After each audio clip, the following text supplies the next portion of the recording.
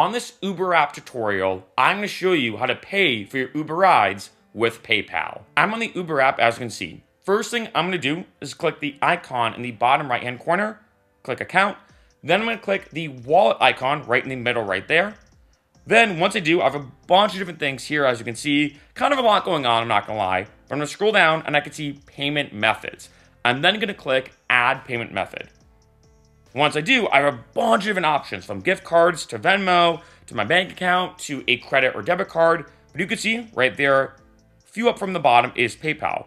I'm going to click this. Once this pops up, I'm then going to connect my PayPal account to Uber, and then I'm all set. Now, what's useful about this is, one, let's say if you do prefer PayPal to your bank account, your credit card, you can easily connect it and then just pay via PayPal. The second thing is you can have two different payment methods. So let's say, for whatever reason, sometimes you like paying with your credit card, but then other times you like paying with PayPal. You can add in both. And then when you order the ride, you can easily pick, you know what? This time, for whatever reason, I'm going to order it with my credit card. But this other time, I'm going to select PayPal instead, so you can choose whichever one you prefer when it comes to ordering Uber rides.